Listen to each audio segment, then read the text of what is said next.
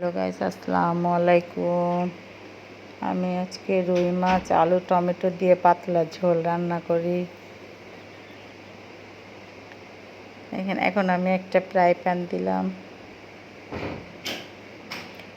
Fry প্যানে তেল দিলাম, তেল দিয়ে তেলটা গরম হয়েছে, মাছটা ভাজি করে নিচ্ছি।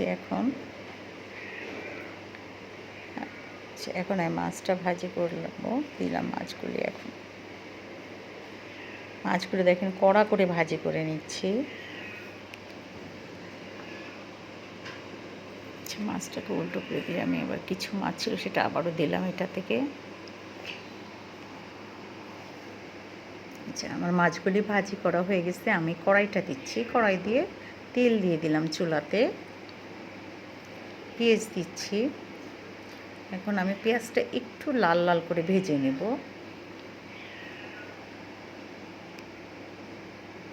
পেঁয়াজটা একটু লাল করতে ভেজে এখন আমি একটা একটা করে সব মশলা দিয়ে দেবো। 1 চামচ করে, সব ছোটো চামচের 1 চামচ করে, টেবিল চামচের সব মশলাগুলি দিয়ে দিলাম।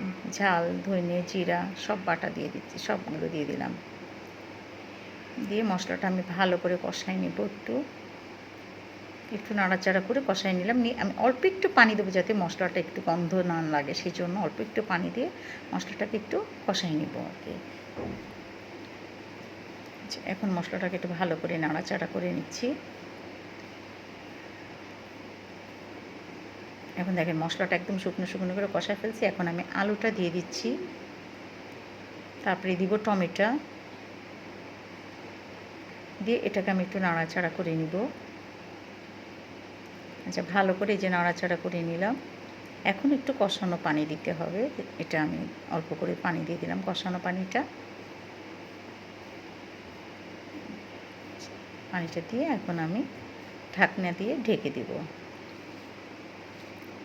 আচ্ছা, এখন আমি দেখলাম পানিটা অবস্থা কেমন, দেখি পানিটা কষানো হয়ে গেছে, তো এটা স্কিপ করা হয়ে গেছে। আমি এখন এটাকে ঝোলের পানি দিচ্ছি, ঝোলের পানি দিয়ে মাছগুলো দিয়ে দিচ্ছি আর কি।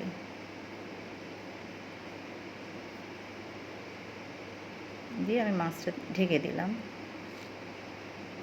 আচ্ছা, মাছটা এখন কেমন হয়েছে, একটু ধনের পাতা আর কাঁচামরিচ দিব, ওর ভিতর কিছু কাঁচামরিচ দিয়ে দিলাম। এখন আমি কিছু ধনের পাতা দিয়ে দিব।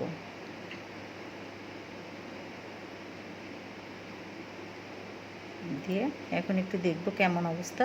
এখন দেখেন তো, হ্যালো গাইস, দেখেন এখন তরকারির কালারটা দেখেন কেমন আসছে, তরকারিটা কত চমৎকার। যে দেখেন লোভনীয় একটা তরকারি, রান্না করে খেয়ে দেখবেন, অনেক মজা লাগে। গরমে এই তরকারিগুলো খেতে অনেক মজা। দেখেন আমি এখন রুই মাছ দিয়ে টমেটো আলু দিয়ে পাতলা ঝোল, ধনের পাতা, একটু কাঁচামরিচ দিয়ে দিলাম।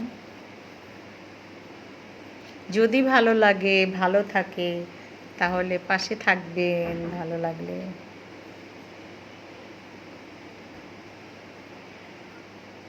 আল্লাহ হাফেজ।